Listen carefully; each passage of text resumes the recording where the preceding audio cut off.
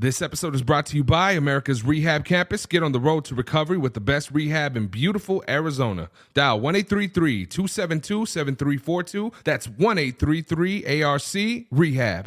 Ladies and gentlemen, you are now tuned in to the ARCast.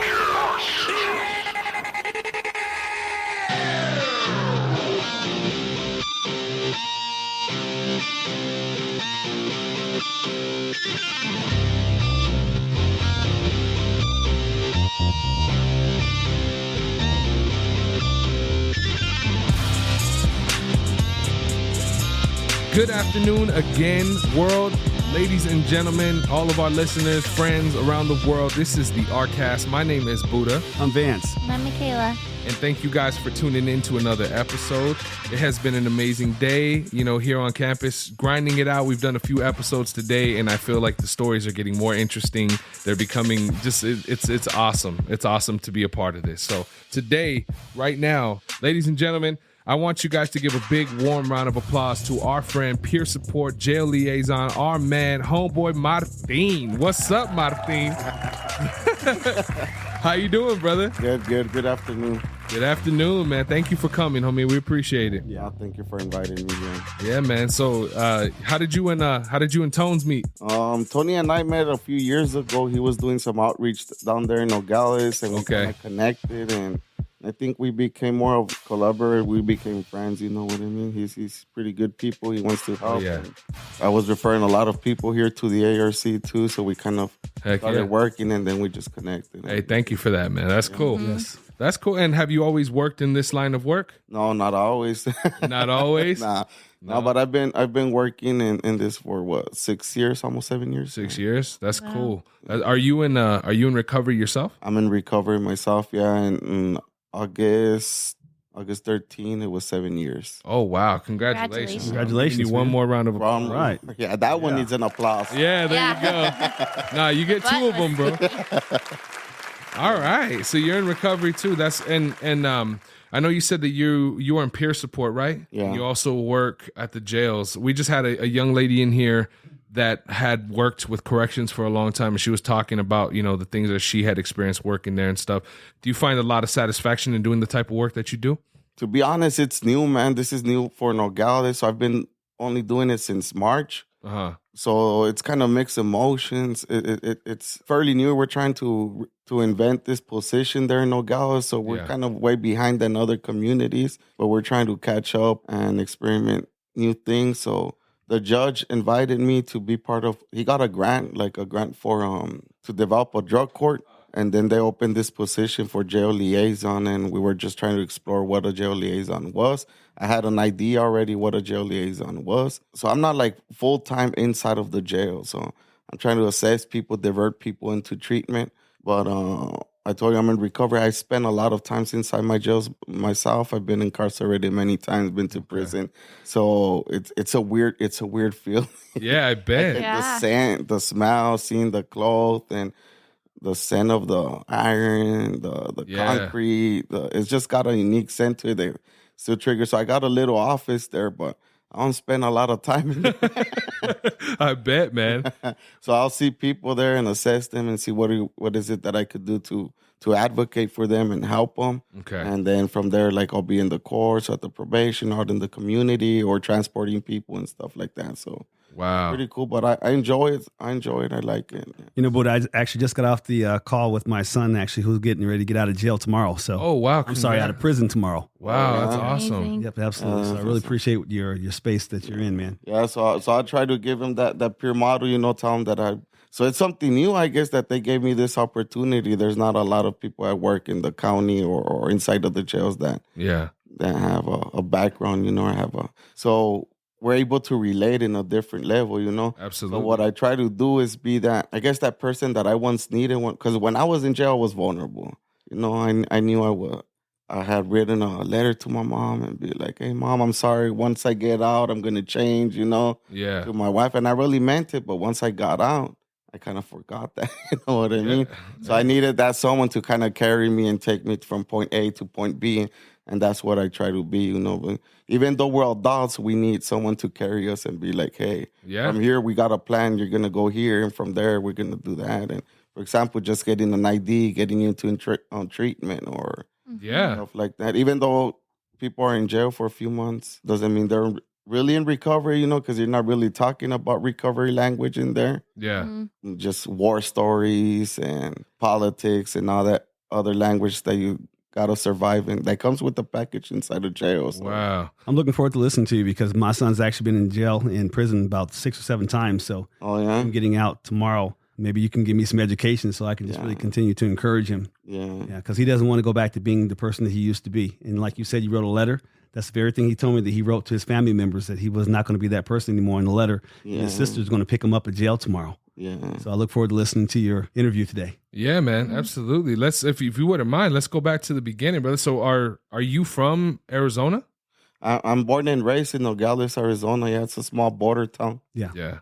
And so you went to all of your academics, elementary school, middle school, everything in Nogales? Yeah, elementary, middle school, and a little bit of high school. Dropped out in 9th grade. And how do you feel living so close to the border affected the way that you grew up? Because I can only imagine, bro, being so close to Mexico and all of the things that come over, and the lifestyle is... From Tucson to Nogales is a completely different. It's a completely different culture. You're right. Yeah. So I love my hometown. I got a big heart for my hometown, but there was a time where I was trying to escape Nogales, blaming the place, because how you say the border and everything, but learned that I was just trying to escape myself. It wasn't really the place. So being in Nogales, well, drugs are a lot cheaper maybe than here in Tucson. And if you cross across the border, which is very easy, especially back when I was young, you're bringing back some memories right now. So it was way cheaper, you know what I mean? $5, for example, of a $20 bag that you could get here, you could get it for $5 over there. Jeez. So things like that it was easy to access. There's a lot of opportunity for illegal activity to make what we call easy money. Yeah. Which is not really easy, but... And did you have a lot of family, like on your mom and your dad? Were you raised with both of your parents? I was raised with both of my parents. Yeah, good family, good parents, hardworking parents. Yeah, and as you know, I mean, sometimes it's not just the drugs that are addictive, the lifestyle itself, especially living so close to the border. Do you feel like, were your parents addicts? Did they kind of go through the same struggles you went through? No, they weren't addicts. They were hardworking people. They tried to do the best that they could to raise me, Yeah. My dad's always been working for over 20 years, both full-time jobs. Okay. My mom a bus driver for the school district. My dad works at the school district too. So wow. Okay. I had a quick question. So not growing up around addiction, how were you introduced to it? I guess since I was very little, my way of thinking was always off. That's what I come to discover. So drugs were very accessible. A lot of people that I was hanging around, there were gangs at that time there. And a lot of people I was hanging out with, they were drinking, smoking marijuana. So I remember in 5th grade, the transition from elementary into high school. So they were drinking and smoking marijuana. So I figured. So it was the community. Yeah, the community. So mom and dad weren't telling you to stop hanging around those people? Because mom and dad are supposed to tell our sons and daughters, quit hanging around those people because otherwise you're going to be like them. Yeah. No, my parents never blamed nobody. They would never. Those were some things that they wouldn't, no, don't hang out with those people. Just kind of let me be. And sometimes when we're young, just like when I was young, even though I didn't do drugs or alcohol when I was a kid, I hung around those people who did those things, and I just wouldn't tell mom and dad what I was hanging around. Yeah, so on the 5th grade dance that we had, I got high for the first time, got drunk, and then it seemed like from there all summer, smoking weed every day, and I'll drink a little bit here and there, but weed was the... Did your parents notice a change in you at this time, or were you good at hiding it? No, they noticed right away. Yeah. Really? Yeah. When they told you to stop, what'd you say? That I was going to stop and I would hide from it, and then I would get caught again, stuff like that. Yep.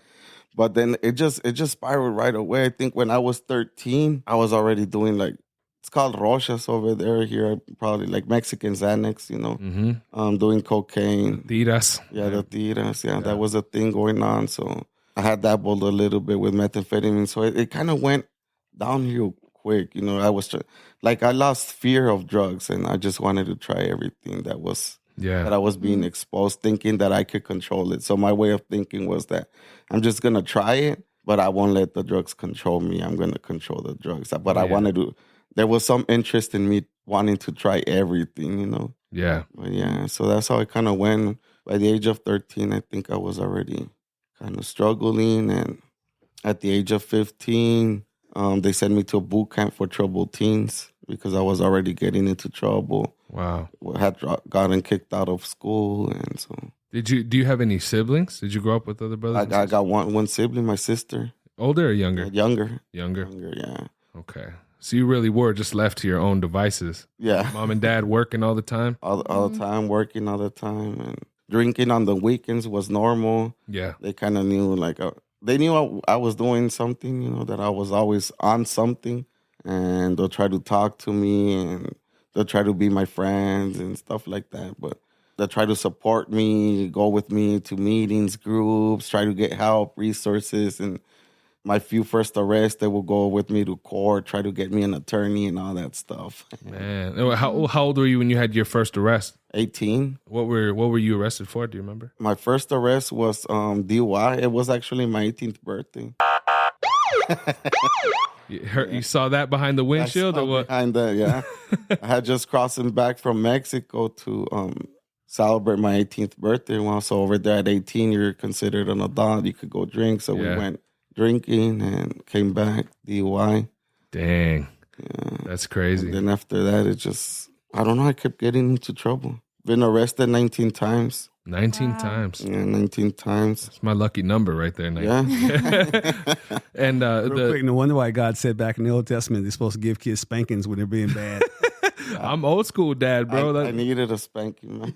Yeah. Well, were your parents like that? Did they ever, on the Nogales when you acted up, bro? Nah. No, they never did. And I got a spanking daily when I grew up. Did you? Yeah. So maybe that's the reason why I didn't use until I was in my 20s. Maybe, man. I believe that whoever's going to be a rebel is just going to come out rebel, because I've seen people getting spankings or parents being strict and they still come out. Yeah. Yeah. I totally agree with you because my parents were very lenient with me, and I think because they instilled a trust in me, there was not that excitement of getting caught, because my parents, their rule was if I wanted to try alcohol, I needed to try it in our home. So then I never wanted to try it because it's not cool to drink with your mom and dad when you're 16. You're like, but I just had no interest in it. So, and I didn't grow up and, I don't struggle with addiction and didn't dabble into those things. But something you said really hit me when you said you did not have a fear of drugs. I had the fear in me.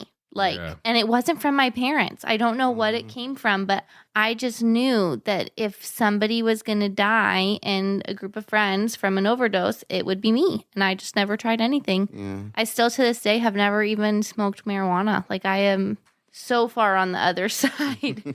But still to this day, I have the fear in me. I'm I'm allergic to everything. I'm probably allergic to the marijuana leaf, and then I'll be an epileptic You're that 1%. Yeah. You die from it. 1%.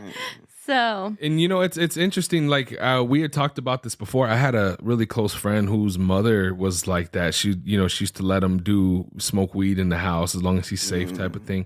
But then, all of a sudden, I got real interested in wanting to spend the night at his house all the time. Who would have thought, right? They have weed over there all the time. I love my parents. I don't blame them for nothing, but a little bit more control. I think that parents shouldn't be friends, you need to show there's consequences, right? And things are not Healthy allowed boundaries. in my house. You can't do that in my house. So those are the things that through my lived experience, or I don't know if I'm doing right or wrong, or if my kids are going to come rebel, but I try not to do those things. So I tell them there's rules in this house you got to follow, Yeah, absolutely. You can't. Vaping is bad, marijuana is bad, all these things, So I'm very open with my kids. They know. You know what you just now proved? You just now proved that everything you had to go through, and I can't wait to hear your story, was all for a purpose, because now you're a good dad.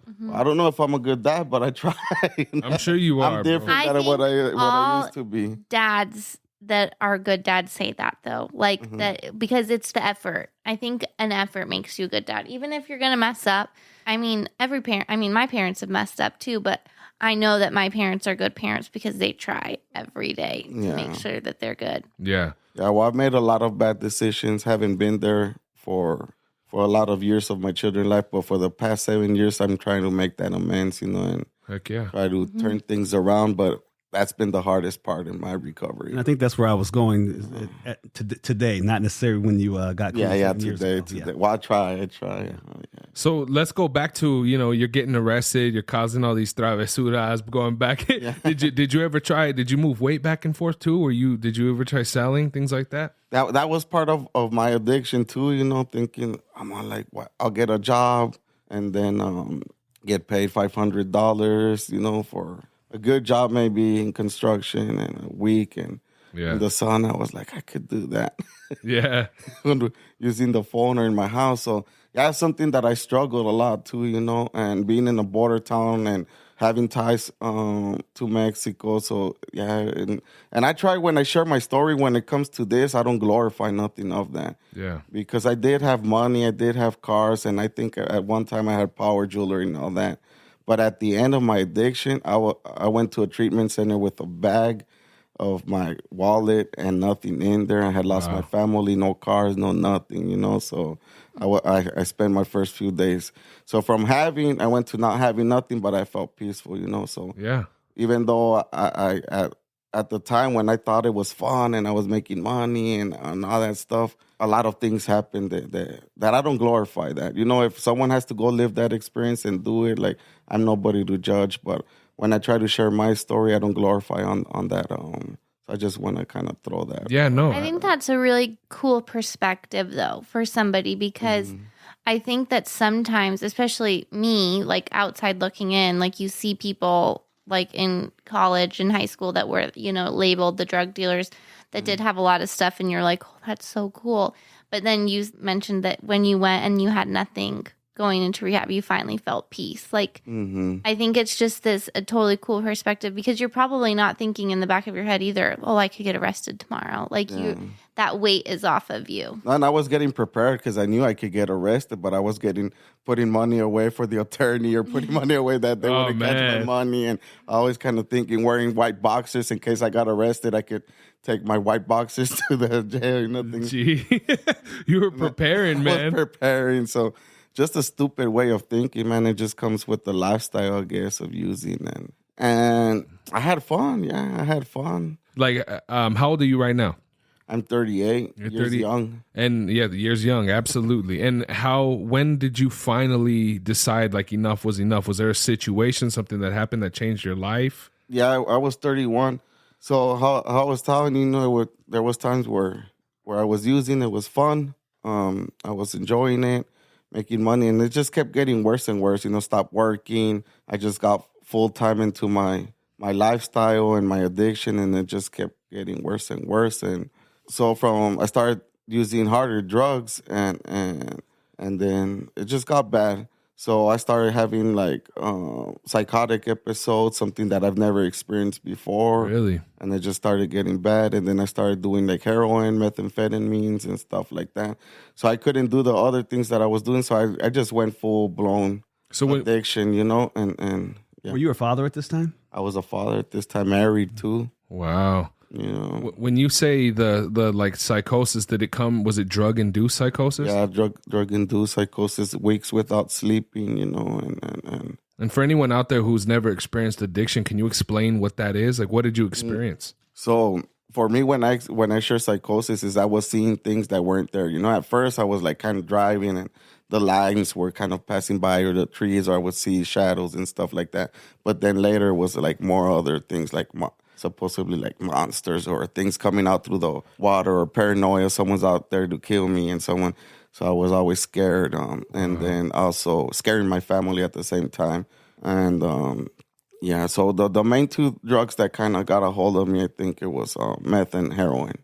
Wow. And those are the ones that I knew, because the other ones I could leave. I could say like, oh, I smoke crack, I'm done with it, I'm gonna leave, put this aside for a while, just drink, smoke weed, and take pills. But I always kind of wanted some kind of chemical that altered my mood, something that I couldn't be just sober. I always had to be on something. Yeah. But those ones I couldn't put aside, and it took a few years that just got a grab of me and took me to a whole different world, man, where That's crazy. I just felt embarrassed. I was just like gone. I was weighing 120 pounds.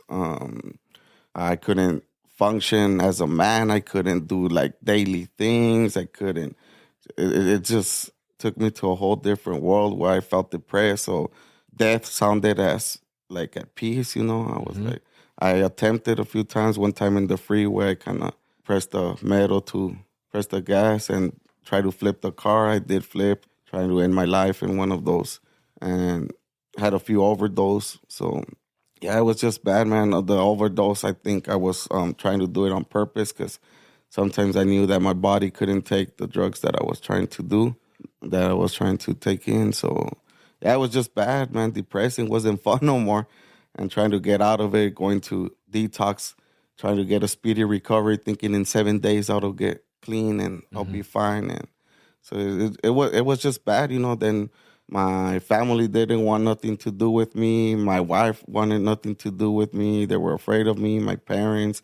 So all that family support kind of stepped back, and started getting bad. So yeah, on August 9th of 2015, I had an overdose. I don't remember much, but I remember waking up on 4 days later at the hospital here at St. Mary's? St. Mary's, yeah, St. Mary's. So I remember waking up and I was tied up to a bed with tubes all over my body and machines, and they told me that they had found me dead, that they had to fly me to Tucson, and that I've been in a coma for a few days. So what they told me was just that I was a miracle, But remember waking up from that coma, I knew I was done. Like, I knew it was going to be different. I knew, like, I felt this peace that I never felt before. Okay. I felt good. I just knew I was done. I was like, this is it. I'm done. And what about faith in your life? Were you raised with the relationship with God? Did you guys go to church and stuff? When there was like a marriage or quinceañera or something like that, Yeah. Being raised up with Catholic kind of upbringings, but not really like going to church or kind of thinking that's the same culture things that we got to do as Catholic community. Yeah. So yeah, was talked about it by my manana and stuff like that, But yeah, I think now that I'm good with my faith, I think that something spiritual happened on that day of the coma. I just felt that I was touched, and I felt good, and I knew I was done. I still had to go to the detox process, Oh yeah. It wasn't that. Okay, like at peace. Now I had to go to hell like for 45 days, man. It was bad. Like I got seizures, kidney stones. Man. I had to use a walker for the first few days, 120 pounds. It was just, and by myself. I miss mama.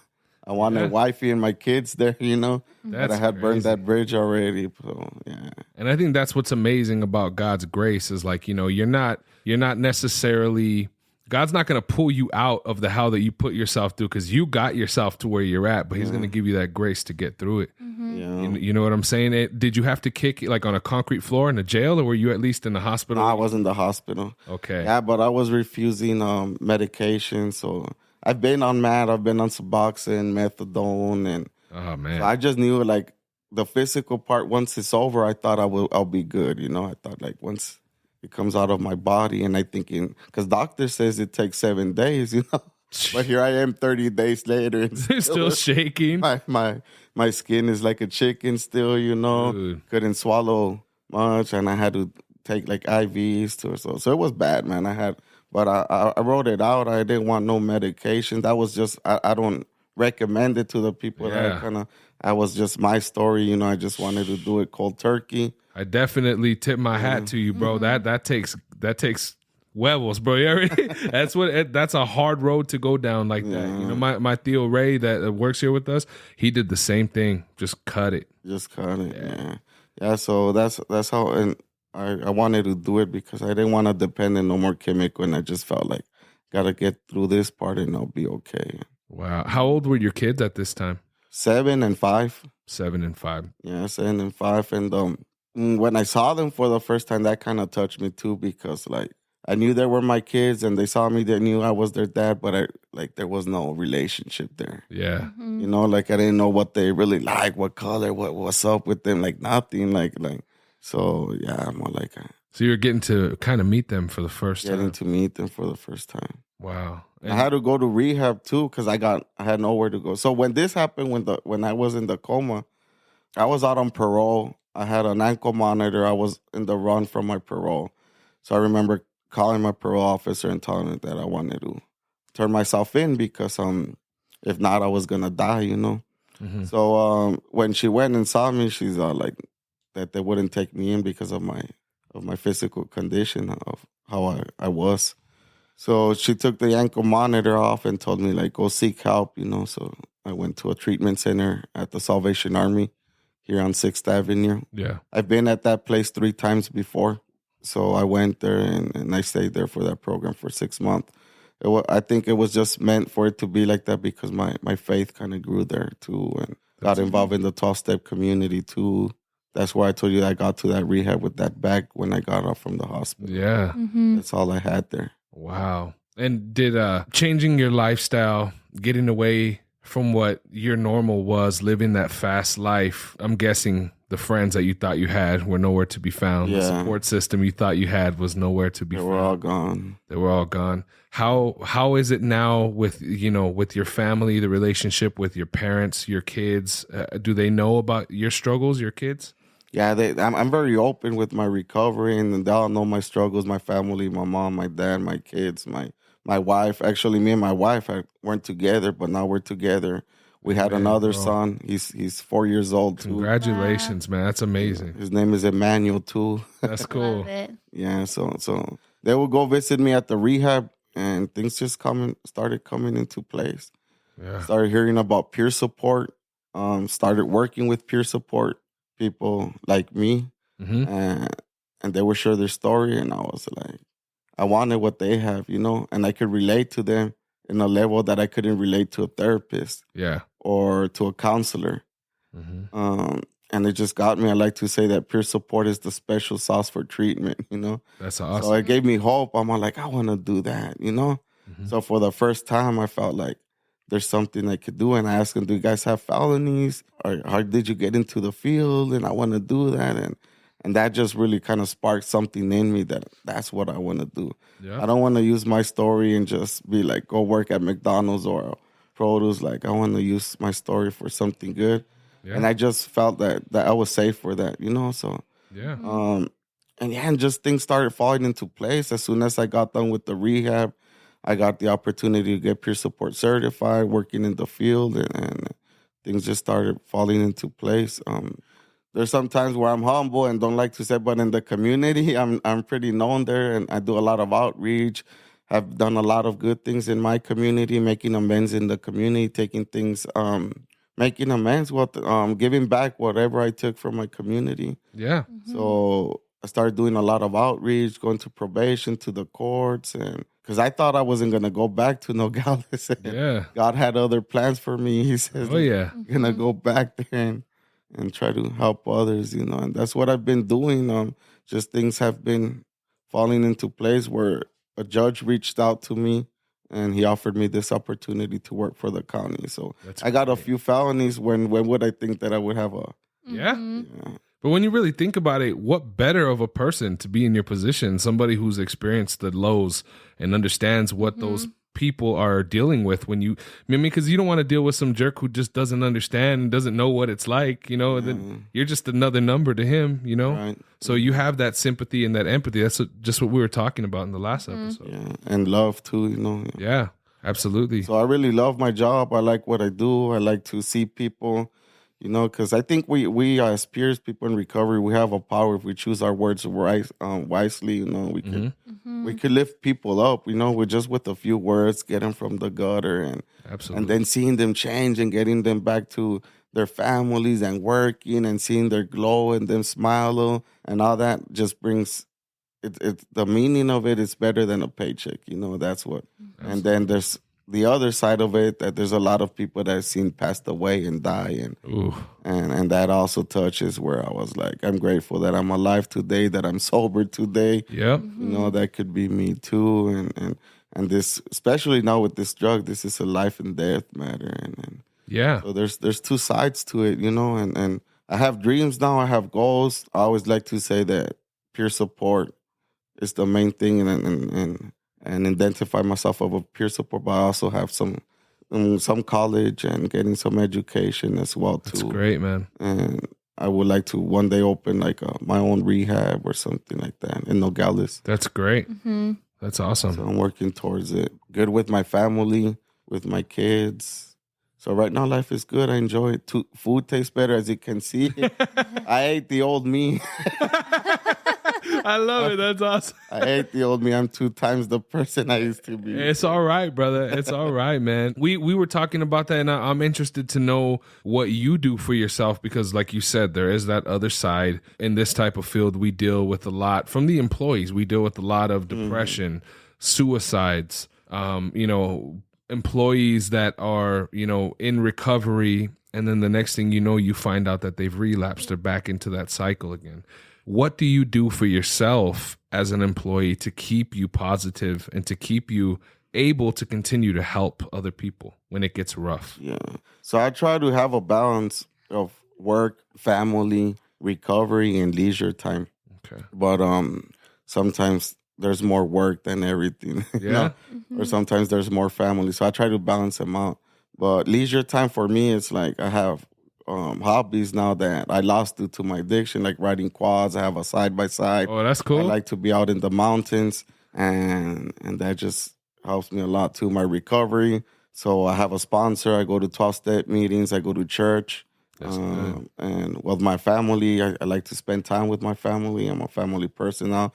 I just organized the family reunion couple of weeks ago that I organized myself too, and it was pretty cool having all the family together. That's cool, man. And what work too. So I try to balance all that out, but I don't sing victory. I don't say, oh, I'm good. I don't need to go to meetings. I don't need to. I know it all. I know. So something that I found and helps me in recovery, that it's not like a place that I'll get there. Okay, I'm here. I'm in recovery. I'm good. I'm set. It's just a journey, and I'm enjoying the journey. As I go along, I identify things that you need to work on this shit, Martin, or you need to work on this, and so I'm just enjoying the journey as it goes, with ups, downs, and even the worst days. I already been through so much that I'm like, man, you're sober. Give yourself a pat in the back. There you go, man.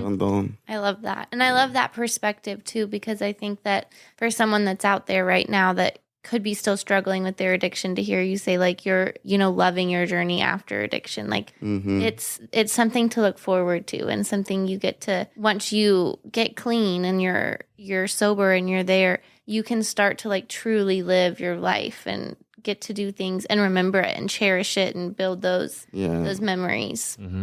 Like traveling too, I remember I couldn't travel because I had to prepare, and it was so much of a hassle that I had to take enough dope if it was going to be 7 days. That's crazy. I'm like, you have to take this and so I hated traveling.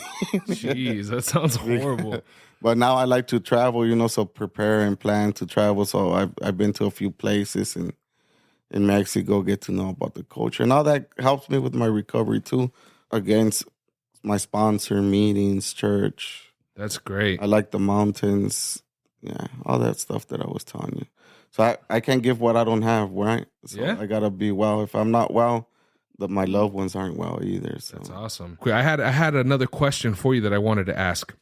At one point, like you said, the heroin, the methamphetamine, the things that you were addicted to, right?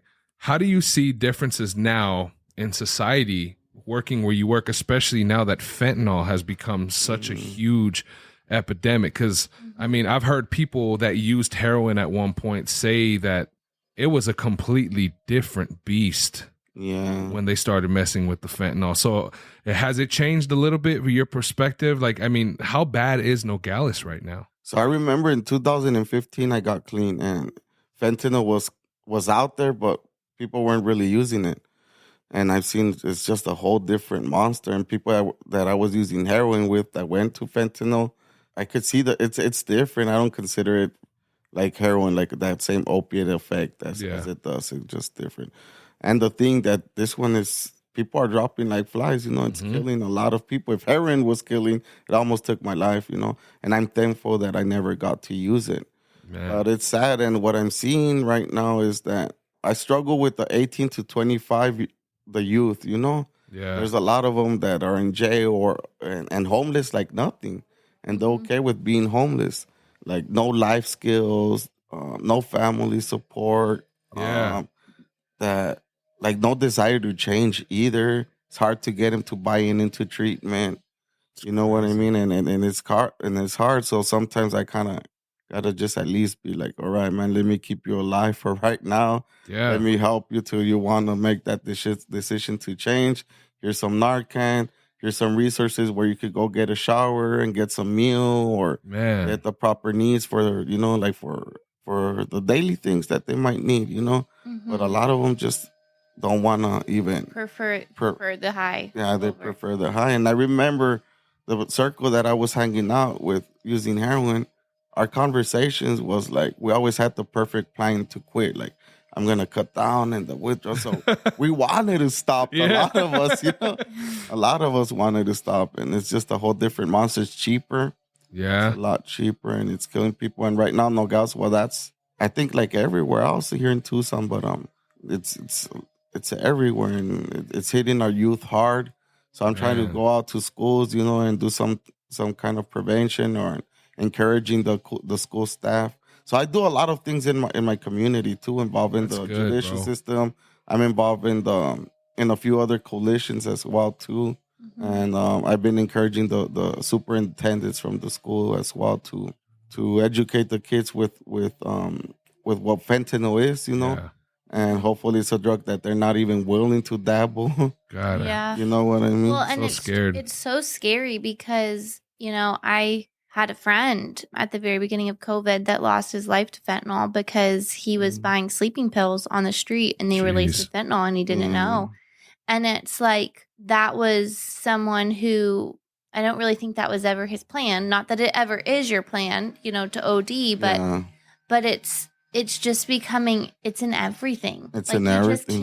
You just can't, it's just, it takes so little to have such an impact. And that's scary. Like, if you think about it, like, that is just a whole new ball game that's just scary for people. Exactly. Yeah. And as a father, I get scared. Yep. As a father, I get scared. I'm seeing kids that are 16. They started at 16 using fentanyl. How old are your babies? 15. 15. Have they seen it in their schools? Yeah, they've heard of it and seen it already in their schools, and jeez. So I try to have those open conversations with them as well too. Are they pretty well receiving, like, of the transparency that you have with them? Like, are they appreciative, or are they like, oh, stop talking about it, or are they get kind of tired? Yeah, they get kind of tired of me, and they think, oh, because of what you work or because of this, that's all you want. I'm good, but there's been sometimes a conversation where, hey, Dad, we got this friend or my friend's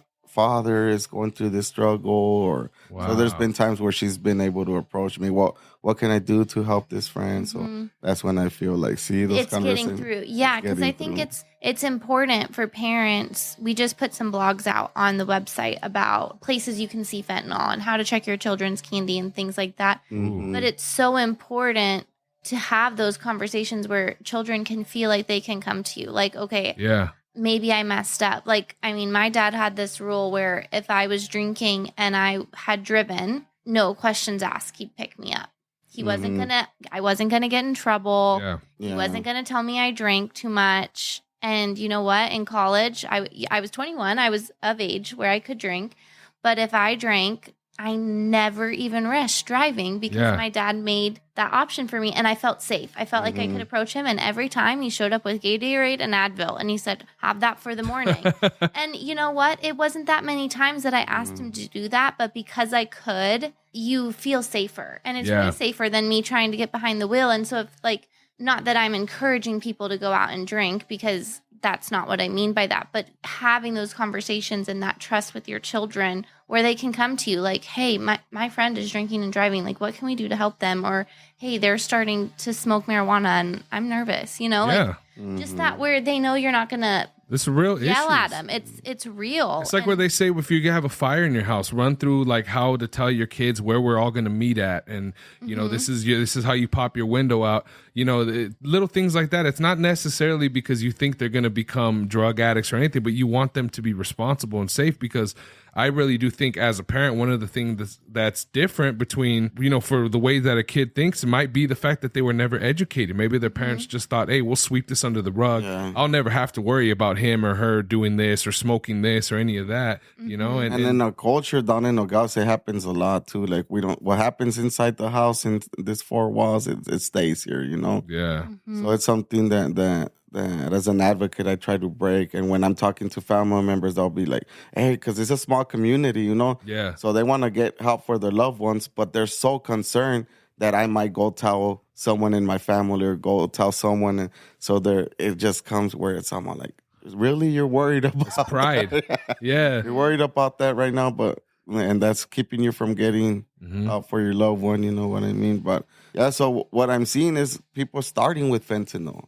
I'm like, what other drugs? Starting with fentanyl. Yeah, like what other drugs have you done? And how are the kids, for anyone who's uneducated, are they ingesting it the way that, you see it with the straw and the foil? How are they taking these drugs? Oh, I've seen it in like rainbow pills. So right now, that's the thing that's coming. We just had an education, like the customs were saying it's coming out in rainbow pills now, just lately. The most common one was the blues, the M30s, right? Yeah. Some of them were you could drink it, you could snort it. You can drink it too. I didn't know that. But the main thing was that they were putting it on foil, smoking it, and what's called like chasing the dragon. Yeah, that's how I actually started doing the heroin too, because I was like, I don't have to use an IV. There's a way to use it without having to do it. Shooting up, but yeah. So the main thing that people are doing is with foil smoking. Actually, right now, before getting here, I had to stop at QT because I had to use the restroom. And I go inside the restroom, too, and it was busy, so I went to the stall. And there's this guy with a foil and the straw in his mouth, and he's dozed off. So I check on him, hey, you're good? And he woke up, and I was scared. I'm like chasing that dragon. So I was just like, it's everywhere. It's crazy. I went to stop at a gas station, use the bathroom. And that's what I saw. Just like right now, when I was coming here, that's you see it everywhere. You see at bus stops, you see kids like people dozing off, coming down, and it's just nuts, man. That's absolutely nuts. And then they were talking about. I remember hearing car fentanyl was coming out, and that was like even worse. And now they say that there's even stuff on the East Coast that's even worse than the car fentanyl is that's coming over. Mm-hmm. And it's sad to see that, and I think it's just getting worse as it goes. That's what I was telling right now, that I'm grateful that I'm sober. And when I first started into recovering, going into like the working in the field as well, and going to events, I remember I used to get mad because they were bringing a lot of funding to help people with opiates and people with fentanyl. And rehabs were opening, detox, MAT services.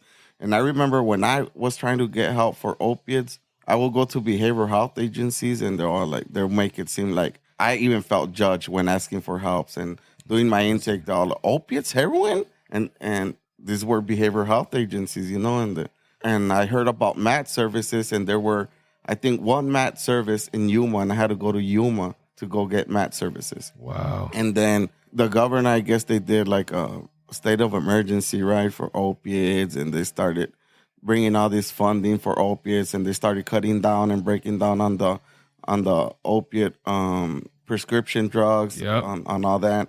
And I remember going to a collision, and they were bringing a lot of money in, and I was getting kind of frustrated. I'm like, not that there's money involved, you want to help the opiate people, right? Yeah. I remember when I was asking for help, there was really, so I had to go through that phase, I had to go through that phase and be like, thankfully they're doing something about it too, but I just wanted to share that because I remember thank you. That. Thank you, man. And it makes sense too, because I think that's one of the things that we talk about a lot about the ARC, and I know Vance talks about it with clients, but like we meet you where you're at when you're here. You shouldn't, when you're ready for help, you should not feel judged, even for a second. You should be welcomed. You should be encouraged that this is the choice and the step that you're making. And that's something that we're so proactive for as a team. And I can tell you're proactive in what you do to make sure that the people that are struggling with this addiction, because it's a disease. It's not just always,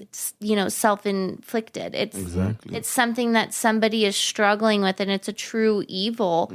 And we need to be loving. We need to come from a place of, support and give our hearts to these people instead of having them feel the way you felt. That's exactly. And I'm kind of grateful now that we have that, because I felt that there's been a lot of trainings, a lot of things with empathy, peer support are getting known. We're getting second chances now to work in the field and stuff like that, Great. So I'm glad to see the turnaround, something that I didn't experience when I was trying to seek help, because I've been to residential treatment 7 times. I've been to detox. I think I lost count, but it's been more than 10 times that I tried to. And not all the times, but a lot of the times I felt kind of judged. Yeah. You know what I mean? And I seen the behavioral health field kind of change. The rehabs, for example, this one, it's a great facility. The facilities I've been, there weren't nothing compared to these ones. You know what I mean? So something that when people go and talk about the rehabs or stuff like that, they're like, I notice when they focus on the facility, we have this facility with. I'll just use this as an example. It used to be a hotel, nice facility. We have a pool, we have a gym, and we have I'm like, no, but what kind of program? What is your success story? What kind of model do you guys use? And do you guys have peer support therapists, counselor? Like, focus on that, But I get sometimes to get us to buy into treatment, if I'm comfortable. Because I've been to some treatment places where it kind of sucks, nothing comfortable, and it's bad. Or I was like, I wish I had the opportunity, something like that, I don't know if it would have made a difference, but I mean, the proof is in the pudding, right? You show up and you realize it's not all glitters is gold. You know what I mean? Because if I'm gonna go detox, even if I'm on a $10,000 bed or at a $10 bed or in the at jail, the detox is going to be the same. Yeah, absolutely. I'm still going to go through the same detox. It's not going to make any difference if I'm in a nice facility or stuff like that. You're not going to remember the nice bed. You're going to remember the symptoms and what you went through and the behaviors and all that. But yeah, it's just. Well, thank you, man. Yeah. Yeah, bro. Thank you so much for coming, brother. We really, really appreciate it. Thank you for inviting me. I don't know if I touched on everything that you guys wanted to. Dude. I didn't come prepared or planned.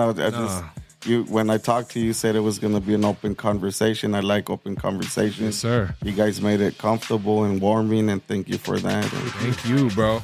Yeah, thank you. Yeah, ladies and gentlemen, give it up to our new friend, Martin. Thank you so much. Dude, it's everyone's perspective is just so amazing, and thank you. And, I just hope you know how proud of you that we are, being able to see, just talking about how the devil's job is to separating families, separating kids from their fathers and all of these horrible things that happen. It's amazing to see how when you heard that voice, when you listen to God talking to you, man, he restored your life. And it's very obvious in the way that you talk and who you are today. So thank you so much, brother. Oh, thank you for that.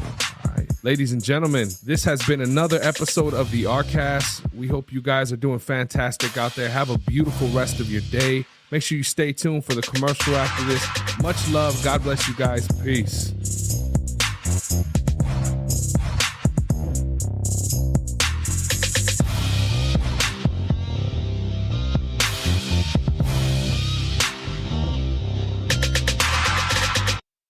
What's going on, everybody? This is Buddha from the ARCast, and I just wanted to thank you for checking out this week's episode. It means a lot, and if you could share it with a friend or a loved one, somebody you need in recovery, or maybe somebody who just needs that little bit of extra positivity in their life, we'd greatly appreciate it. If you would like to join us here on the ARCast, either in the studio live or online, hit us up. The links are down in the show notes of this episode, and on there, you can find direct links to our main website here at Americas Rehab Campus and all of our social media platforms. Follow us. We keep the posts positive and motivational, focused on recovery, health, and wellness. As you know, in this modern day and age, we need as much love as possible, y'all. And as always, if you or somebody you know is in need of substance abuse treatment, please don't hesitate to give us a call. We're open 24 hours a day, and our direct phone number is 1-833-272-7342. Once again, that phone number is 1-833-272-7342. I hope you all have a beautiful rest of your day. Much love and God bless. Peace.